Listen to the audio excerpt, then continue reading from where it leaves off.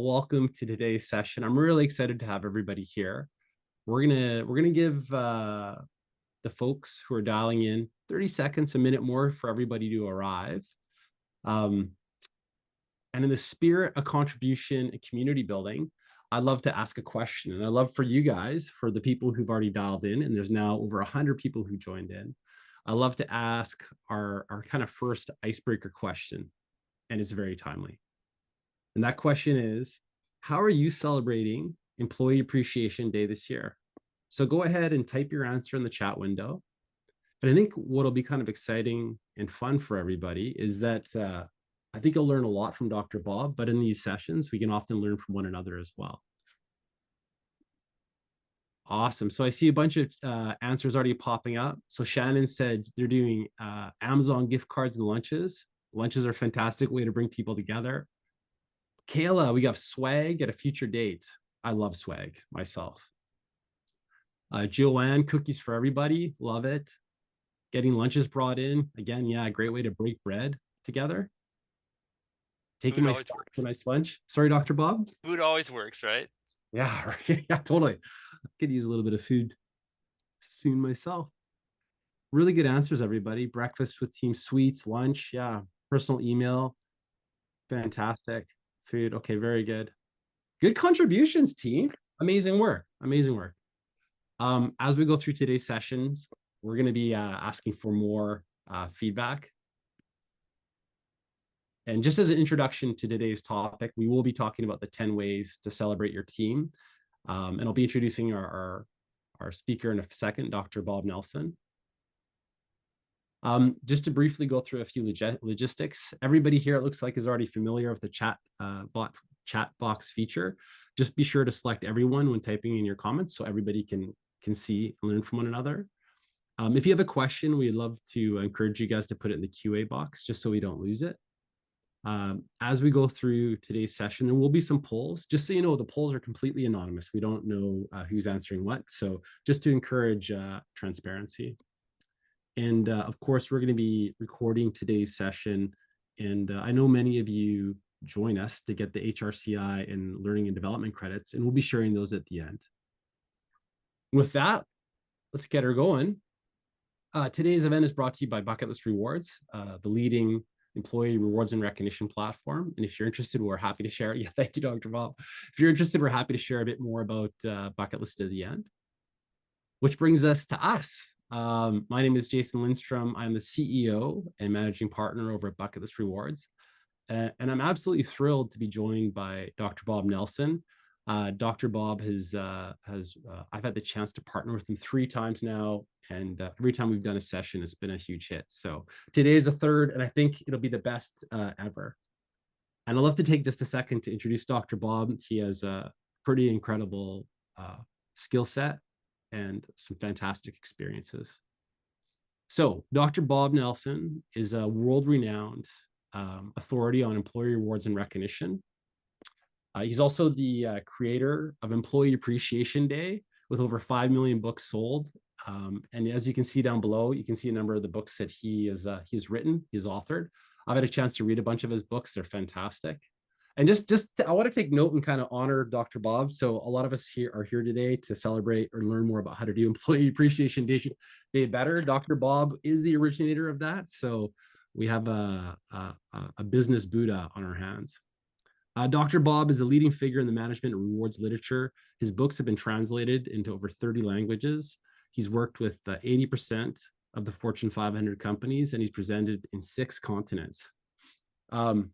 Dr. Bob was recently ranked as the #1 management guru in the world by Global Gurus and as a top 10 keynote speaker by Manage HR magazine. He holds prestigious accolades, including being named a distinguished fellow by EBSCO Learning. He's a senior fellow for human capital by the Conference Board and a top thought leader by the Best Practices Institute. Dr. Bob has appeared on most major media outlets and has authored over 1,000 articles and columns for various publications. He has an MBA from UC Berkeley and a PhD in management and human behavior. So we're not live, but Dr. Bob, I'd love to give you a warm welcome to today's session. Also, I just mentioned some of the clients Dr. Bob has worked with. You can see many of those on screen. And what's been cool and what I've always enjoyed about our conversations and your presentations, Dr. Bob, is like your learning experiences. They work for, Fortune 100s, but they also work for startups. Like your knowledge can be universally applied. So I think everybody's going to be in for a treat. Cool.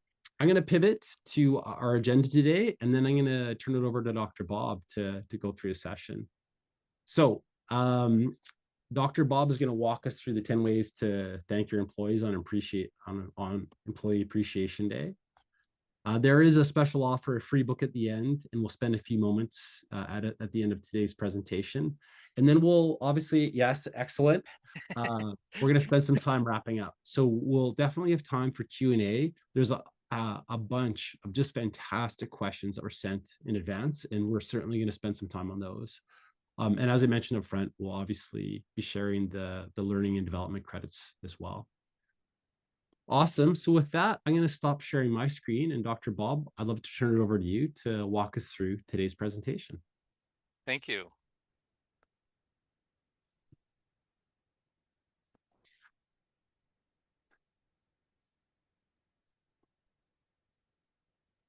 Oh,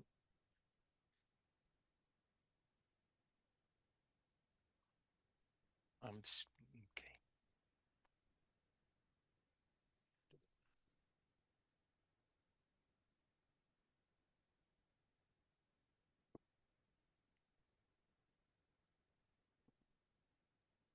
Can you see that? I can see that. Okay. Looks like you're in preview mode. If you don't want to, there we go, launch it up. Awesome. There we go. My walk on stage music. Thank you. Thank you so much for all that, Jason. And as you mentioned, we did get great questions in, and I'm going to try and talk shorter so we can get to as many of those questions as possible. And whichever ones we don't, um, people will get written answers from me on all the ones that were submitted, and are submitted. So if you have others that come up, please add them to the chat. One of my favorite quotes here, kind of kick us off, by Sir Richard Branson, who's an excellent model on doing this topic, by the way, is if you take care of your people, they'll take care of your business. And I've seen him, and I've got other seen him dig into this topic, and he says, if you run an airline, it's not important that you know how to change the bolts on the plane. Well, maybe it is now, because but what's more important, he says, is to hire the best people you can, and then to allow them to do what they do best. And that means supporting them. It needs to all be about them, giving them clear direction, and supporting them in achieving what you've mutually agreed for them to do. I love, there's a lot of I travel in real examples from real people, and so he's just one of many that I admire on this topic. But to just have a point of research, and there's a ton of research about this topic and new stuff all the time. But Gallup, who are the forefront of creating engagement measurement and whatnot, says that has found that 67% of employees say recognition is their top performance motivator. So if you want performance, you need to recognize, and that's what, often called the greatest management principle in the world, is this notion that you get what you reward, you get what you recognize, you get what you inspect. Whatever you follow up on is more likely to happen. And that's the idea, and we're going to bring breath to that idea of what does that actually look like. And in fact, when you get serious about performance of any type, you've got to get serious about recognition. And this is, again, sometimes I feel my topic is kind of organized common sense, because we all kind of know this is true, but how many people actually do it? It's only about 12% of employees that say they get meaningful recognition from those they hold in high regard, starting with their boss, and 3 times as many say that 36% say that the recognition that's done in their company doesn't speak to them. If you have a holiday party and everyone's invited, that's not the same as telling Jim that he nailed it on that last assignment, or the client said this about them and thanks so much for your effort. Those are very, very different. If you do something for everybody, anyone individually doesn't feel like it's not for them. And then once you know the people working the hardest can't make that celebration because they're in the field working or meeting with clients. And so you end up doing really the opposite of this topic. So everyone wants performance. Everyone needs performance. Everyone needs people to be their best. Um, you can only tap into that honestly if you tap in and take serious the topic of recognition. So this is fundamental to this whole topic. And actually, what I've learned in life is people remember, stories better than data and stuff like this. So I want to tell you just a little story that kind of brings this home that maybe can serve as a memory aid to make sure that you make this link. And the story's about these two gentlemen that both died the same day. One was a New York City cab driver. The other was a Baptist minister. And they went up to heaven, and St. Peter was there at the gate to welcome them. He had his laptop. Heaven's online these days. And the first gentleman was this cab driver. He was quite impressed. He issued him flowing robes, his own personal cloud, an assistant with a harp waved him into heaven. And right behind this cab driver was this minister, and St. Peter reviewed his life, and he issued him a loincloth. And the guy was a little taken back, and he said, um, I'm grateful to be here in heaven, but I've got to ask why you seemingly treated that cab driver so much better than myself when I've spent my entire life in the service of the Lord. And St. Peter said, well, we've moved to a pay for performance system here in heaven, and basically, as you preached, people slept. As that cab driver drove, people prayed. And so, it's happening everywhere. It's got to happen on your watch as well. And this is true for employees, but it's also true for every relationship in your life. If you want your kids to clean up their room, nagging them isn't going to get it. How does that work for you? And what that leads to is having them want to avoid you, or to make sure their door's shut so you don't see their room, or whatever, avoidance and hiding and whatnot. Instead, you got to find something, a toehold to use to thank and praise them. It might be, hey, Johnny, thanks for taking your clothes up to your folded clothes up to your room. That really helps mom and dad because we're busy, and we love that you're chipping in. Johnny's going to do that again. And he's going to look for other ways to please you because we're wired that way. And it's human nature. It's common sense.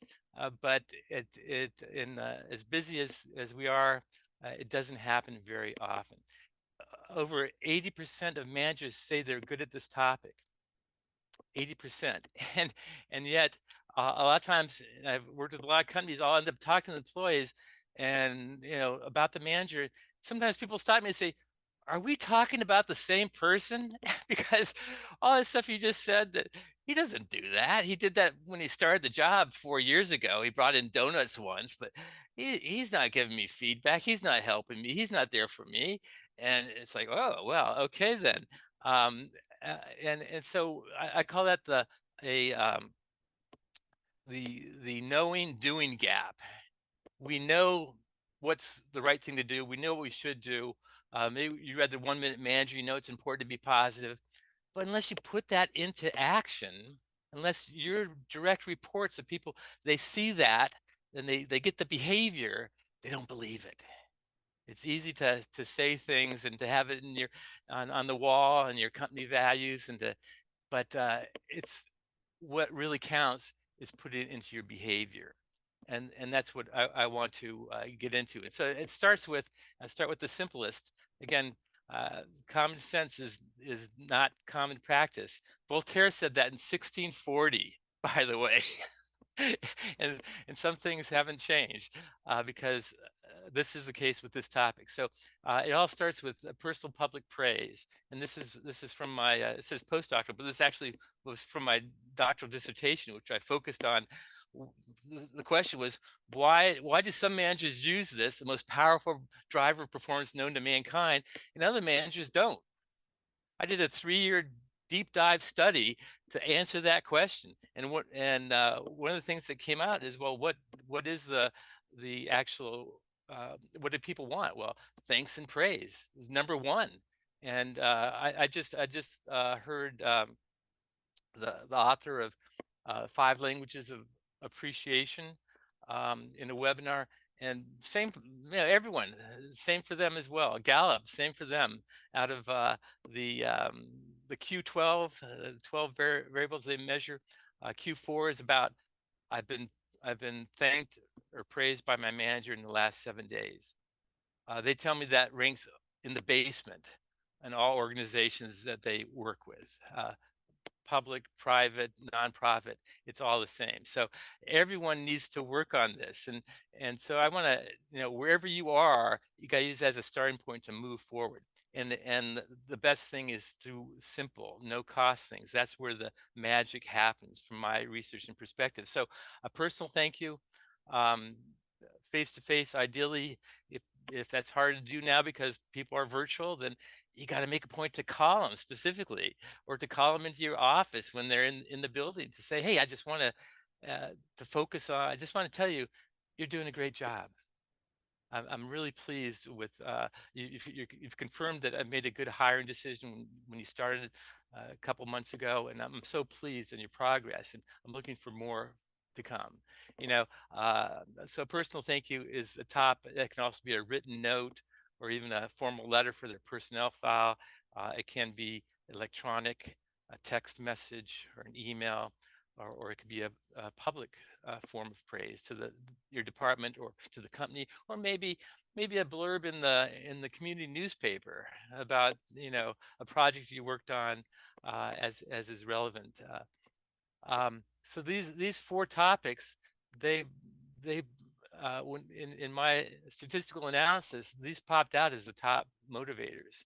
And my initial reaction was, hey, aren't these all the same thing? Isn't praise praise? And actually it's not. These are each have a different power, and you maximize the power by using each of them. So if you're good at thanking people, good on you, but make sure you do the other ones as well. I learned from my own experience in managing. I got feedback. Well, you make people feel, you never say anything publicly about our department, or, oh, well, and I changed that. Then we have a company meeting. I stood up and say, hey, I want to share a few things that are going on in our department. And Sally just did this for the customers. They loved it. And John is doing a special project on this. And I filled in that gap that I wasn't doing. And again, got a response from that. But it's the combination of approaches that maximizes the result and how people feel. Again, as easy as, doesn't praise sound like common sense, but I've learned that, yeah, most managers have not gotten any training in how to praise, how to recognize, honestly. And so they confuse it with flattery. Oh, it's a nice outfit you have today. Who cares? It's like, it's got to be relevant to the work that they're doing, to your mutual advantage. It's got to be focused on the performance and what you're doing in your job to have the maximum impact. So it's got to be timing is important.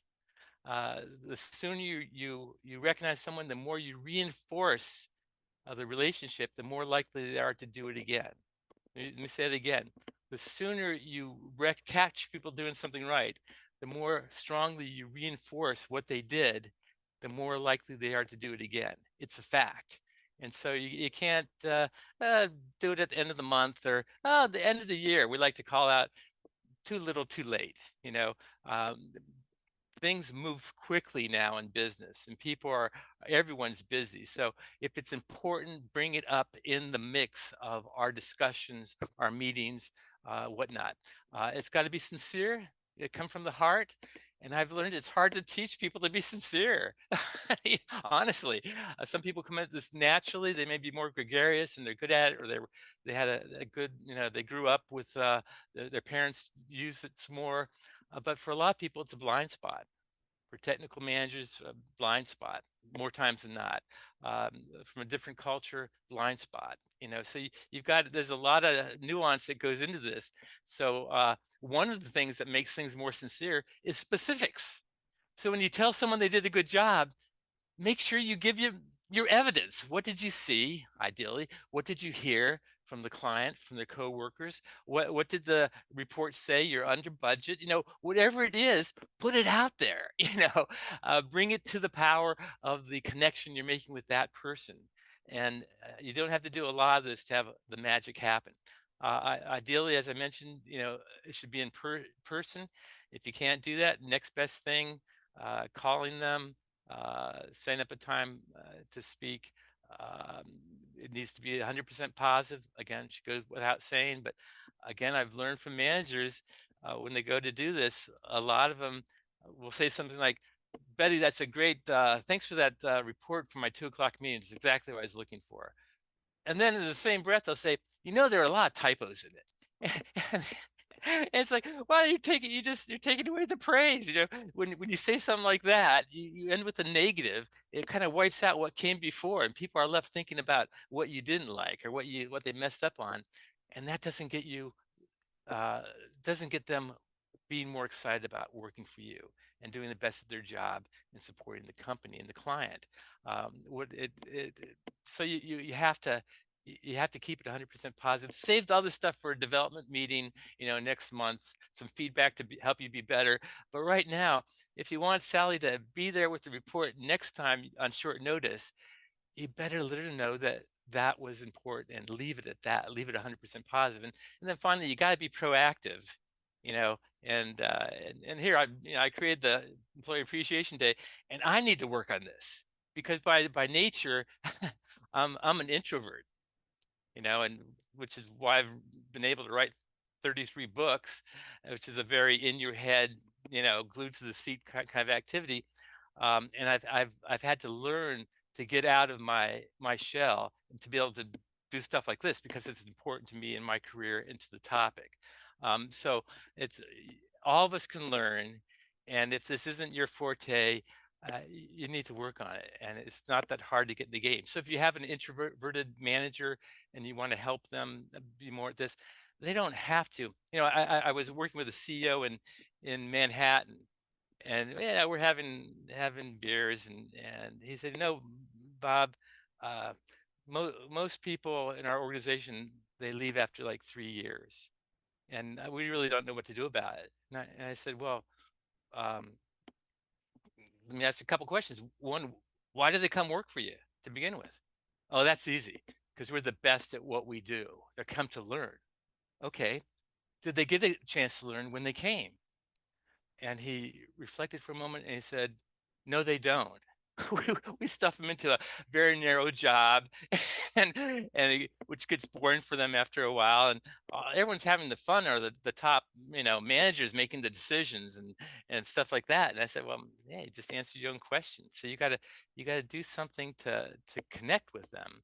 And I'm so pleased. I didn't tell him what to do, but he got the essence, and he had my book. And so I go through the book and find something that you're committed to, and do that. And I talked to him. Some other people that work for him told me that he'd been CEO for 25 years of this company, and he started for the first time. He set up a monthly breakfast, and he invited one person from each department to attend.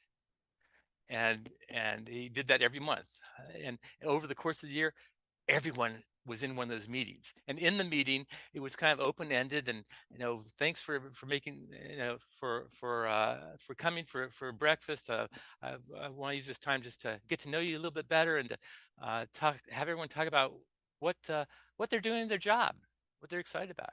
And they went around the room, including him, and he talked about the vision and whatnot. And you know what, he did it one time. He said, I can't believe I haven't been doing this. It's so powerful. And people loved it. And, when someone, got home with their spouse, guess who I had breakfast with this morning? Yeah, the president. Yeah, he asked me what I was excited about. It was great, and then they've got a little bit more clout, and they're feeling good about life because their job is good, because where they work they feel valued.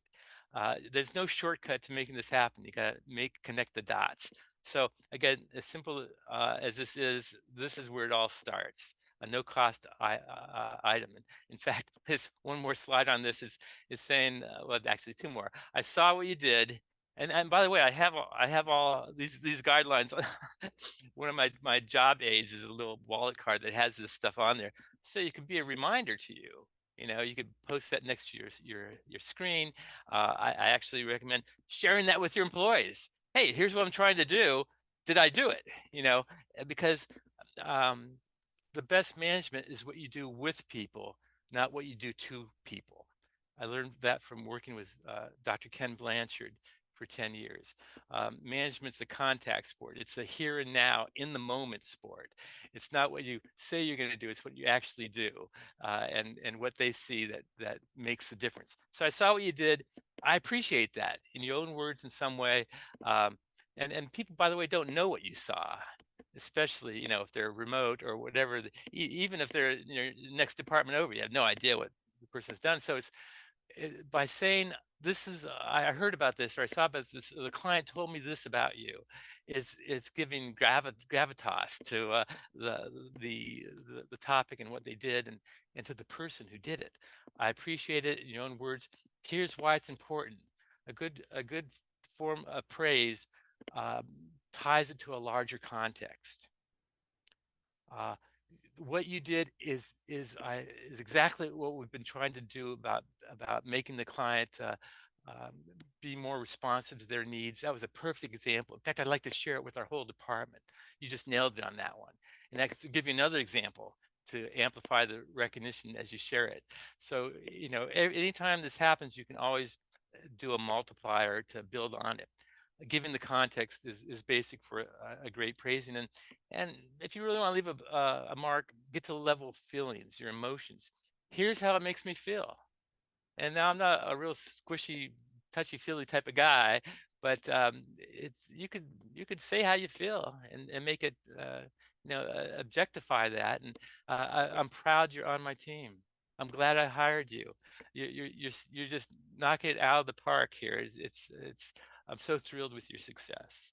That personal touch to praising is what leaves the energy with them to move forward. You know, Mark Twain, uh, he once said, "I can live for 2 weeks on a good compliment," and I think it's even longer today because of how infrequently this happens. Only 12% of employees right now say that they feel valued for the job that they're hired to do. In fact, there's a lot of managers out there that intentionally will not do this because they say they're paid a paycheck. I shouldn't have to thank them on top of that. Well, okay, good luck with that one, because we're in a different time now and people have choices. We have a tight labor market. We have unemployment is at record low. If you want to hold on to your people and you want to get best from them for what they're doing, you got to notice it. So you can do that. You could do that in the hallway for 10 seconds. You can and should do that at the beginning of meetings. Work it into your workday, okay, to make it a reality for that employee's perception. It's not just good enough for what you think you're doing. In fact, you can have a little talk with your team and say, "Hey, we heard this guy from California talk, and he's talking about this, and it got me thinking, are we doing enough recognition in our department?" And to put that out there to your team, and then shut up and see what they say. And if you have any ounce of credibility, it's, yeah, likely someone's going to say, no one's going to say, "Boss, I've just had it up to here with you telling me how good I am. Knock that off." No one's going to say that, because good recognition, making people feel valued, does not get old. And if you do it, if it's real, if it's sincere, if it's specific, you could do it every day, and it still will have an impact. Okay. Again, not doing it rotely, not coming in and saying, "Everyone's doing a great job, keep it up." What is that worth to me and the job I'm doing? He didn't even point that out, So you got to make this whole topic more personal. So uh, for Employee Appreciation tomorrow, my top thing is to do something personal. Thank each of your employees. Okay, site specifics as to what they've achieved and how it's made you proud. This could be as simple, and I've done this before. I remember I had 16 people that reported to me, and I took time and I wrote them each a individual letter. Maybe it took me an hour or so, you know, maybe two, I don't know, but and just reflected on their role in the department and with me and what they've done, and called out some things, and I tell you what, I passed this out. Two of my employees cried. They were so touched. And I tell you that's going to be something that they share with their loved ones when they get home, and maybe they'll post it on Facebook. Who knows? It's sort of like, but they've got to have that good news to feel valued, to be continue to be excited. The Unfortunately, for so many people, the longer they work for any one employer, the more burnt out and beaten down they become. And it's never too late to make this real for them. Um, so praising strategies, you can praise them directly. As I've mentioned, you can praise them in front of others, which is again an interesting twist. It's saying it's it's um, you got a client in the building, bring them over to talk to one of your employees. Greg, I want to introduce you to one of our top employers in our department. Um, uh, Tom does this, and he takes care of these things, and is an additional resource for you to call should you need something. Um, Tom goes, comes back to you later the day. He goes, thanks so much for bringing that client by. That was it really made me feel great, and now I've got a face to that name, and I look forward to working with them. Again, it's a little thing, but a little bit that creates the culture. And culture is actually defined as the practices that we do on a daily basis. So this is where you got to take this topic. You can praise them in front of others. You can praise them when they're not around. How about that? Uh, your manager was singing your praises in our manager team meeting. Oh, really? What do you say? This and that, and wow, he must really believe that. It's kind of a positive gossip. Wouldn't it be great if we oh we took out all the negativity in the workplace, the politics and the grousing and the complaining, and that is possible, honestly. And the way you do it is you crowd it out with the positive and doing positive things. And it gets to the point where people, and this is real, and I spend a lot of time talking to employees and managers where I've had some companies where they say we do a thing where if someone starts to grouse or complain about upper management or whoever, uh, we go, we don't have time for this, and we nip it in the bud, because is that helping anyone? Is it helping us? And it makes you feel down. It makes you feel, you know, bad about the role you got, and all that goes away if you start systematically focusing on the positive, and the tools to help people be that way, whether it's thank you notes or gift cards or a software platform like Bucketlist has, which is important to move this topic forward in a systematic way. So let me give you, a lot of interest from people on no cost stuff, and we had some great ideas that people initially put in the chats. So please look at those as well, because it's not hard to do simple fun things, and whether it's passing out food or bringing in cookies. Whenever you have a celebration of any type, use it as a chance to talk about the context. We this is want to thank you all, and we really had a good week or a good month or a good quarter, and it's because of this effort. In fact, let me just highlight some of those other things that people have done. Provide that context anytime you have a celebration. It's not just passing out the food. Even if you have your CEO, personally serve it, which is a nice touch to have the executive team serving a breakfast buffet for employees. That's nice, but again, use it or have them use that occasion to, again, we can only do stuff like this because of the efforts of what people have done. So let me just focus on some of those team and individual efforts that are especially noteworthy. And if you do that, in my doctoral research, I found that some people, the reason they don't do this is that they're afraid of leaving someone out. And I go, well, deal with that when it becomes a problem. So if someone comes to talk to you after the meeting and say, you mentioned X, Sally and Tom and Jerry in our meeting, you never call me out and what I've been doing. And instead of saying, well, I'm never going to say anything in our group again, thereby turning your back on those powerful principle of driving performance. Instead, I'd say, well, Tony, what is it that you feel you should be recognized for? Uh-huh. Yeah. Okay. Wow, you're absolutely right. I apologize for not calling. Next meeting we have, I'm going to start with that. That's wonderful. I'm so excited. Wow, it's okay. It's okay to do that and to learn from that feedback and to bring people back in the fold. Okay, so other no cost things. So you already had mentioned like food and gift cards and simple stuff like that.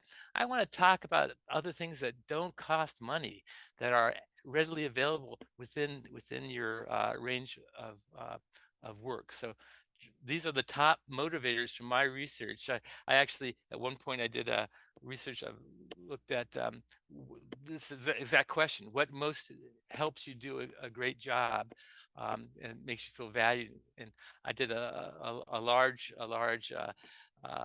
across the country, hundreds of companies reporting in, and the top items that came up, none of them cost a dime.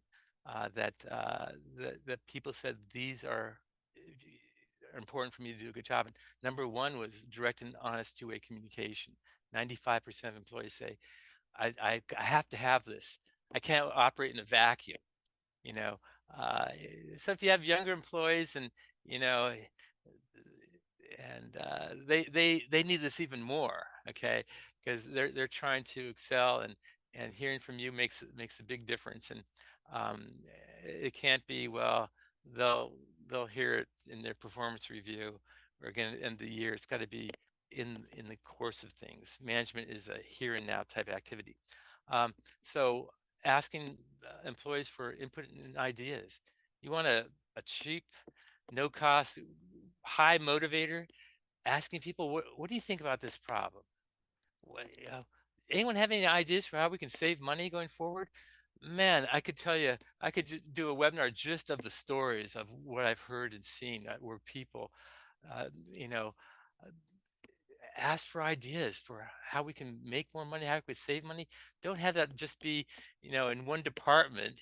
Have it be everyone's responsibility, and then set up a vehicle for them to do it.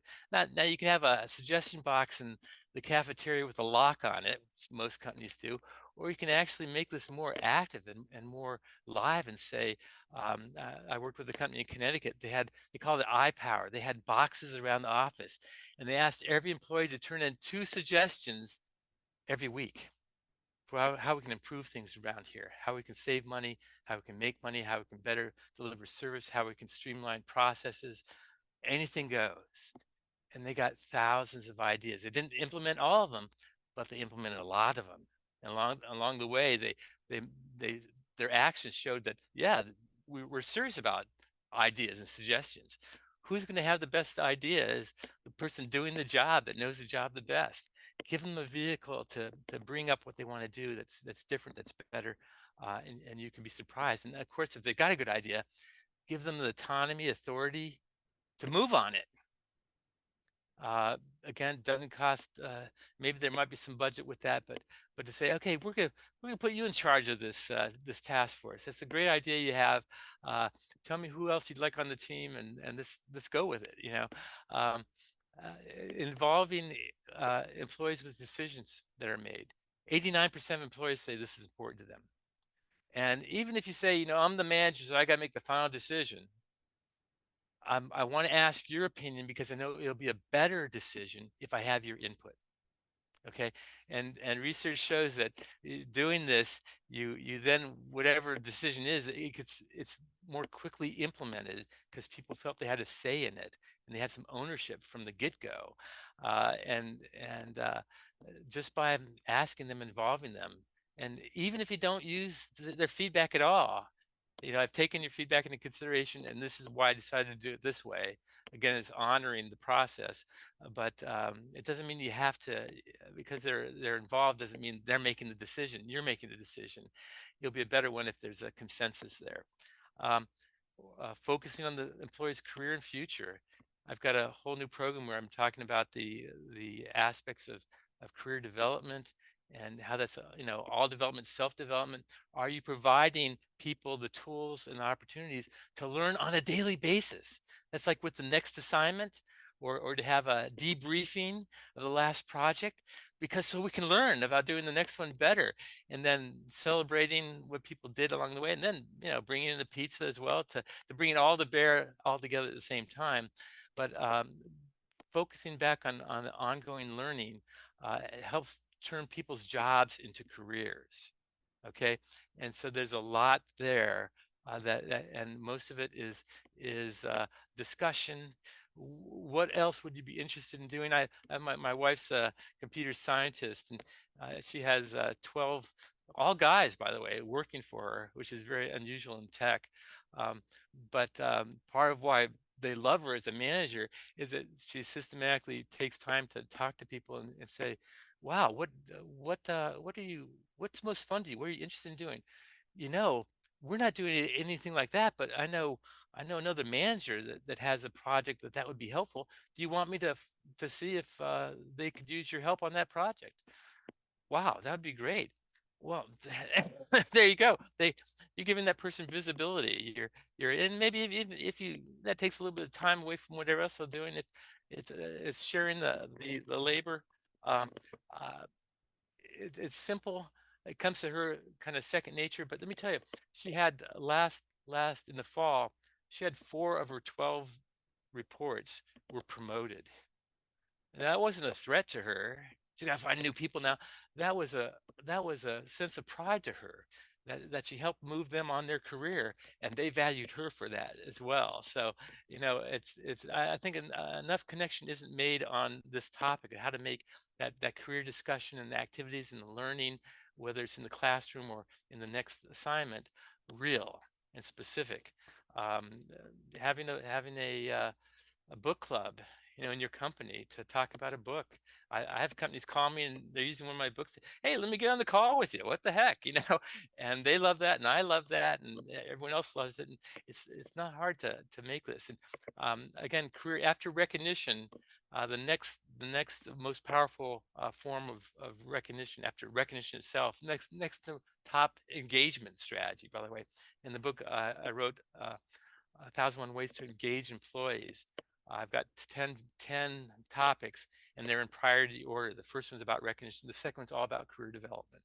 So it's important, not just something that we do, you know, you're pulled away to training, and then now you're back, or you're back from vacation and get back to work, but more making it more sincere in terms of what'd you learn from there, and how can I help you use those skills in our training. um, and finally, support when a mistake is made. Again, common sense, people want to be supported, but our reactive nature is when someone makes a mistake is to lay them out for why'd you do that? We have a policy against that, and to do it publicly in front of the whole team to berate them, and ay ay ay ay ay. Talk about shutting someone down. You will do that. It's not that hard. Again, a learned skill to say when you get bad news or a mistake someone made, take a deep breath, step back from the situation, and say, I'm not sure I would have done it the same way, but what'd you learn from this experience? Because that could be the best learning you've had all year. I'm glad you made that mistake.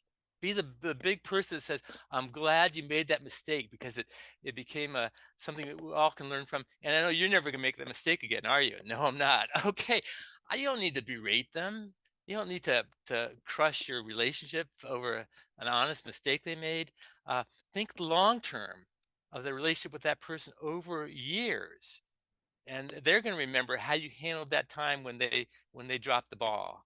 And if you want them to be more focused on not doing that, it's not just by telling them better not do this again.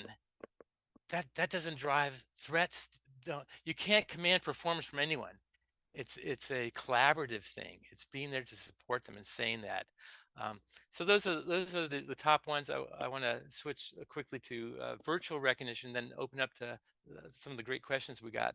Um, and you know, uh, it's here to stay. Virtual hybrid work is not going to go away. Even with a lot of CEOs saying that everyone's got to come back to work. I just spoke to leadership at Microsoft in Seattle, and they have commanded everyone has to come back to work. Wow, you know, now they immediately made deviations from that. And fact of the matter is 90% of employers plan to offer some type of hybrid work model going forward. So uh, maybe you you know, one of the norms is like 3 days a week you come in. Maybe it's more depending on your job. Maybe it's less. But there's going to be this remote virtual aspect going forward because one, we actually studies show that people are more productive if allowed to work from home. They don't have the distractions and the socialization, and they don't have, you know, they can really dig in and focus. Um, so you actually have a higher return on their effort. Um, and and it's not that hard to make the hybrid to do recognition in the hybrid environment as well. So let me give you some ideas on that. On a Zoom call like this, you can have call outs and specifically call out someone and what they did. You know, I recommend on any meeting, whether it's Zoom or whatnot, to start with the meeting with that, you know, to something positive instead of digging into the problems and bringing everyone down. Start with some highlights. You can have electronic thank you cards. I know a bucket list has these different versions. You can do memes. You know, there's a lot of great stuff that can make this come to life. One of my favorites on the virtual environment is a praise barrage.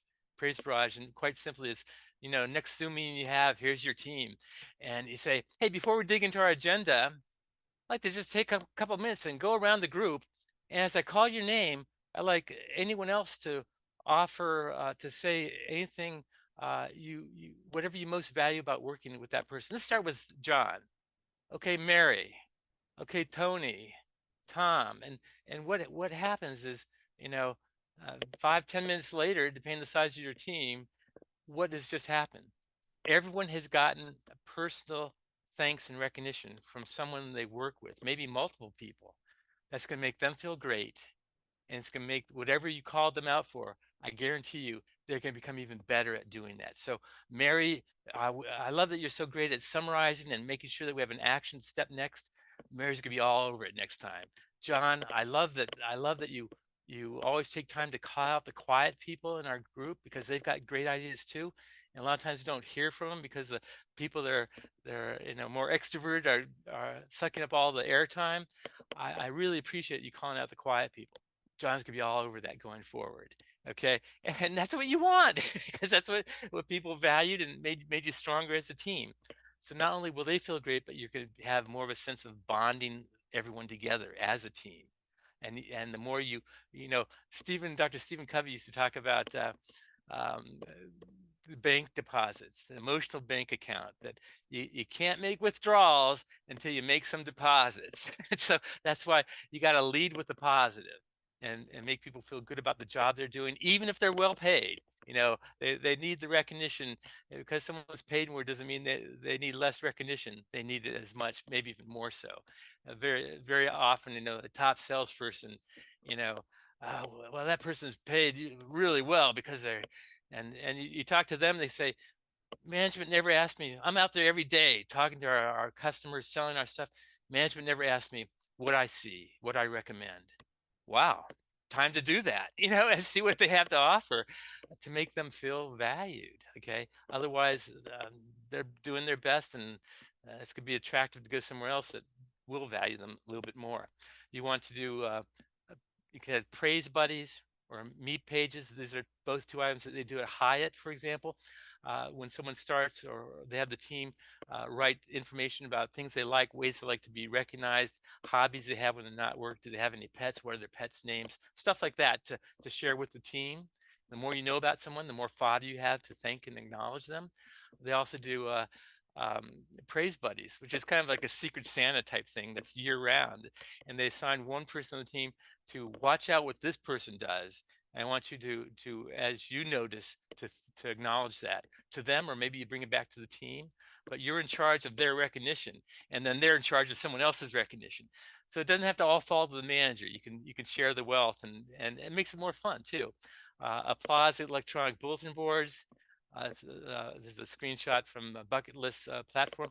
And if you really want to make a culture of recognition, I don't know any company that where this is real that doesn't have a electronic form recognition platform to do it, because if you're not, that helps you to measure it. And in this case, you got a leaderboard they're showing there, see who's doing it, and then it lets you know who's not doing it, which you can offer them some coaching, or to bring up, have some training to make sure everyone is up to speed with what tools we have to recognize, and why that's important to our organization. Um, so it's important to find something like that. To Otherwise, if you're just doing random stuff, you never will be a culture of recognition by handing out a bunch of gift cards, once a month, and the same people get them each month, and that's so old school. It's not. I'm not sure if it worked then, but it definitely doesn't work now. Everyone has to feel this, and they can come from not just their boss. You can come from a peer and be just as powerful, or it can come from a higher management, and that's has a lot of power to it as well. If you set your higher management up to do it, and make sure they have the tools. Um, Simultaneous celebrations. We saw this during COVID, when in New York City and New Jersey at 7 p.m. every night they came out and they banged pans, to thank healthcare workers who were saving our lives. Some great practice that we should continue, but it doesn't mean and you can do. It's easy to do a spontaneous celebration. They could bring in a tub of ice cream, and we're going to dish it out because we just closed this client, or here's a fun one I do that. I've got remote employees, and I went to, I think it was Walmart, and I ordered, this is a microwave popcorn maker. Kind of cool. I think it was $7. And so anytime we could say, hey, let's make some popcorn, talk about this situation, and throw some popcorn. You don't need oil in this. This is made to be in the microwave, and 30 seconds later, you got a bucket of popcorn, and you're yakking about offline on a problem that's come up, or whatever, and you're having a little fun doing it. So it's not hard to make that happen. And finally, if you've got remote employees, one idea is to keep a log of what you've done for them, because out of sight is often means out of mind, and they feel like they're in an outpost because they're not there for the daily activities, and even just you go out to lunch with a few people. Well, for the employees to go out to lunch with a manager, that's a positive thing, and if you weren't part of that, then you got to make sure you have them in mind so you can include them as best you can. So again, for a hybrid, as with any group, you want to identify their motivators, how they like to be recognized. Maybe you have a little a discussion just with everyone that's remote about, we want to do this, what would do it for you, what things do you like, that type of thing. You certainly want to, again, keep a balance. Whatever you do for your people there in the department, in person, you want to think, how can we involve those other people? How can we have an open line in our celebration? How can we do, when we do questions at our staff meeting, let's record those and send those to the people that couldn't make the call, stuff like that. And so you got to do at least what you're doing for the people in person, for the people virtual, and maybe even a little bit more for them, because they already feel removed and less relevant. You got to make them feel special through your actions, and then follow up wherever you can, face to face. And especially when someone's new, if they work virtually, you want to spend more time with them up front. My wife works for a company out of Austin. They offered a job. They actually were willing to move us to Austin, and we live in San Diego. Austin's a great town, but I kind of like it here. And so she said, "No, we're." I talked to the husband. We're not going to move there. And they said, "No problem. We still want to hire you." But the smart thing they did is they brought her there for 2 weeks as an in-depth orientation to meet people and see the processes, understand the culture, the philosophy, and to set her up to do a good job going forward. So maybe invest that time if someone's going to be virtual, and of course, if they some companies will bring in at least once a year everyone to do a company function. If that's in the cards, and that's a time where we can talk to people separately and specifically. So in summary, do something personal for your employees. Ideally, make it fun and memorable, something that they're be willing to brag about, and don't forget the virtual and remote people. And with that, let me toss it back to you, Jason. Dr. Bob, thank you, sir. That was an awesome session. There's tons of great takeaways. A couple of fun ideas that stood out to me. I really like that praise barrage because it could work so well, I guess, virtually or in person. And also, I loved how you focus so much on really both understanding the individual and how they want to be recognized and rewarded, but how a manager could use that to make it extra impactful. And I was kind of closely following some of the chats, and just at the end there, for example, your popcorn maker really stood out. But also, I saw a comment from Susan where she said, I like the idea that not only manager can do the praise, but others can call out the praise as well. Like the idea of making the recognition program very inclusive. And from my experience, like peer-to-peer programs where everybody can participate, as you mentioned, Dr. Bob, are some of the most impactful.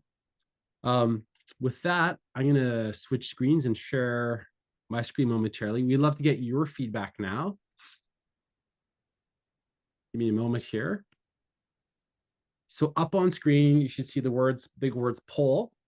So as I mentioned, these are totally anonymous. And to make these community events the best we possibly can, we'd love to invite your feedback. As I said, the results are anonymous. So we'll take these, we'll learn from them. And as Dr. Bob said, we learn from both the good stuff and the constructive feedback. So the feedback just makes us better over time. So I'll let this run for a few more seconds. And then maybe you can wrap it up. And we'll go through just a couple of other items. Okay, cool. I'm going to wrap up that poll question now. Oh, a few more votes coming in. Good participation, everybody. Over 100 different votes. It's amazing. I'm going to end the poll, and I'm going to jump to the next slide here.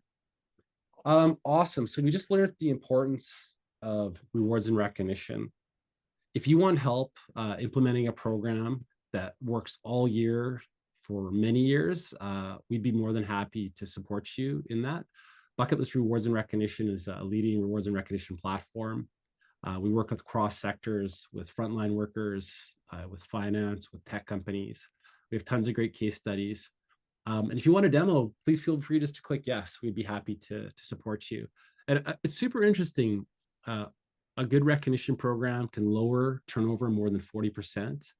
A good recognition program can connect employees. We currently are hiring for 10 roles right now. Our culture has resulted in this massive number of employee referrals. Currently, over 80% of our new hires are actually coming from employee referrals. I don't know, our recognition program is a big contributor to that. And then ultimately, as Dr. Bob led with upfront, like what you recognize and reward, you'll see more of inside your culture. And so not only can we lower turnover, we can improve safety standards. We can help you with customer service. It's what you focus on. Recognition is like this amazing spotlight that what you focus on, you'll see come alive inside your organization. So I'm going to wrap up this poll question now. And we're going to jump to the learning credits. So I know a few of you may have dialed in. I'm just going to read out those credits on screen, and then we're going to switch to the Q&A, and hopefully we'll bang out a few questions. So the HRCI credit is 658734. The SHRM credit is 245W7WA. I know we're at time. What we'll probably do today is just take a few moments to run through a couple of questions. And Dr. Bob has more than graciously said, whatever we don't answer today, we can send as a takeaway afterwards. So I'm going to jump with one of the first questions here. Let me just say two things real quick. Um, we mentioned it, I think, early on, but everyone that joined us today gets a copy of Motivating Today's Employees that my staff will send to you. We can't do that without your preferred physical mailing address. So putting in the chat my uh,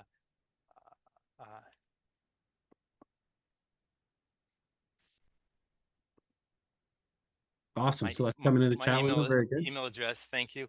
To send your address to get that resource. And then just one last thing before questions. I'm doing another webinar tomorrow on Employee Appreciation Day on how to create a culture of recognition. So I'll put the link for that in there as well, if you want to participate in that webinar tomorrow. Back to you, Jason. Great. So I'll probably just do two, maybe three questions and I'll move to wrap. I really want to be respectful of everybody's time. And I know we're officially out of time right now. So the first question I saw pop up is how can we avoid favoritism or nepotism with a program like this? Dr. Bob, do you want to share your insights? Yeah, sure. If you want to avoid that type of thing, be objective about your criteria. So if you have a clear public criteria for recognition, then that will keep you, you know, to that criteria. So it's not just the person that's sitting closest to you or your admin who you deal with the most. That you're really give you an example at Yum Brands, their employee of the month. Uh, People are named employee of the month if they, on a given month, um, demonstrate each of their 5 core values. And if they do that, they become an employee of the month. It could be one person this month. It could be a dozen. It could be no one. But the criteria is very clear, so it's not someone's favorite guide employee of the month. You know, I never get it. You know, it's and then by the way, on that day, just finish the story. They it's kind of cool because they do something fun. They ask whoever plays a musical instrument to bring it into work that day. And here's a person with a violin and a tuba and a clarinet, and they send them to the people on the list. They send them to their cubicle to play them a song, and on 3, Louie Louie, and it's just a blast, and people love it. And the buzz becomes, how do you get on that list for next month? Here's the 5 values, and so systematically people are doing that more and more. Fantastic. All my books have real life examples from actual companies. So, and and by the way, one last thing is that in honor of this being 30th anniversary, I'm offering 1,001 ways to reward employees for just $5. So again, um, that's please check out my website for that offer. Next question. Yeah, great.